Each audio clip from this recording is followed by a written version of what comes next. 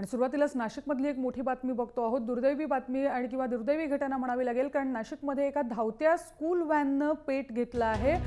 नागरिकांनी सतर्कता ठेवून विद्यार्थ्यांना लगेच या व्हॅनमधून बाहेर पडलं आणि त्यामुळे स्कूल व्हॅनमधले सर्व विद्यार्थी सुखरूप असल्याचं समजतंय। एकूण 15 ते 17 विद्यार्थी या स्कूल व्हॅनमध्ये होते।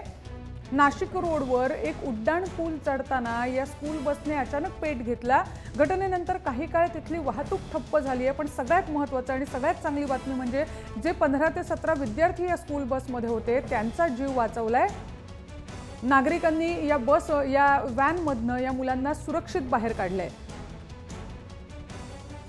किरण गोटूर आपले प्रतिनिधी फोन लाईनवरून सध्या आपल्याबरोबर आहेत। किरण, आत्ता जी दृश्य आपण बघतोय, कारने पूर्ण पेट घेतलेला आपल्याला दिसतोय, पण सुदैवानं हे विद्यार्थी वाचलेत। नेमकं काय घडलं?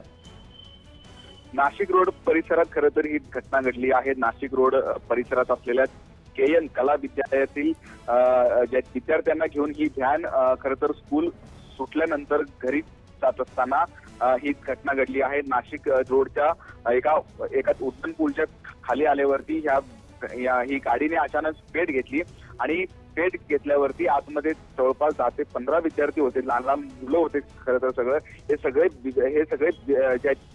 विद्यार्थी बाहेर उतरले आणि आग अचानक खरं तर ज्या पेट घेतलेला आहे कारण मात्र अद्याप स्पष्ट आज जे विद्यार्थी होते स्कूल व्हॅन मध्ये साधारण काय वयोगटाचे होते आणि त्यांचा जीव कसा वाचवला, कुणी वाचवला?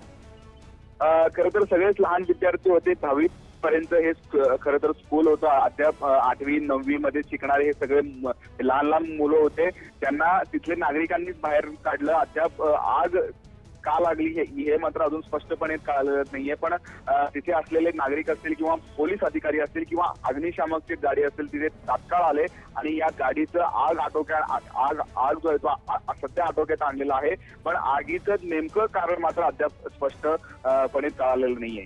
किरण, धन्यवाद या माहितीसाठी। 15 ते 17 विद्यार्थी होते, शालेय विद्यार्थी होते, 7वी 8वीत शिकणारे। सुदैवानं त्यांचा जीव वाचला आहे। नागरिकांनी सतर्कता बाळगून या सगळ्या मुलांना सुखरूप बाहेर काढलं आणि यानंतर मात्र गाडीने पूर्ण पेट घेतलेला आपल्याला दिसतो आहे।